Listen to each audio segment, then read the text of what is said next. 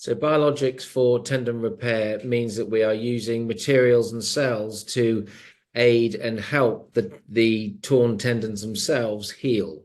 Normally, in traditional ways of repairing the rotator cuff, we use sutures and bone anchors to repair the damaged tendon back onto the bone. However, a lot of these tendons don't have very good cells or anything else like that that is able to repair. So we're now using biologics to enhance that repair so it is less likely to re-tear and make a stronger healing process. Using biologics is increasing the strength and reducing the re-tear rates of these tendon repairs. Commonly, we know that tendon repairs can re-tear up to a rate of about 30%. And certainly the bigger the tear, the more likely it is to re-tear. But thankfully, using the biologics, particularly with a recent study from Spain in Madrid, that they came out that they were able to reduce the re-tear rate in a randomized controlled trial down to about 8% compared to 30%. So anyone that needs a tendon repair, certainly within the shoulder, commonly the rotator cuff, can be a candidate for the use of biologics.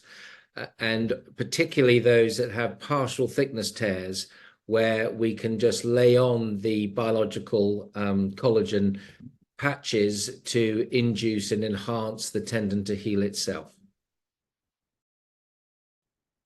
The recovery following a rotator cuff repair, whether you use biologics or not, is relatively standard, most people being in a sling for 2 to 3 weeks and then gradually weaning out of that sling and starting their physiotherapy. It is known that if we are just using the tendon biological grafts for repairing partial thickness tears, they can have an enhanced recovery and therefore are getting out of the slings and back to work much quicker than the standard traditional tendon repairs.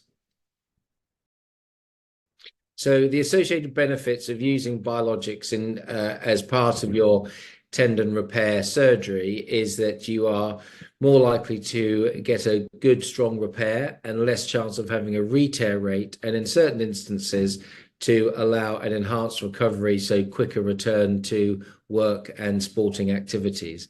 The risks, not really any more than a normal rotator cuff repair, in the sense that it is a very inert substance. It is safe and licensed to use.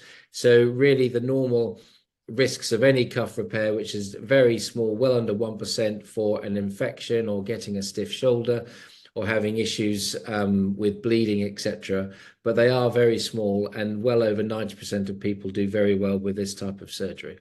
As technologies are improving and research and science are gaining good clinical outcomes, I think biologics to be used in tendon repairs is going to continue and increase in the future. And I think it's a very good adjunct to go with our standard techniques of mechanically repairing the actual tendons themselves, and with the adjunct of the biology will then improve patient outcomes from this type of surgery.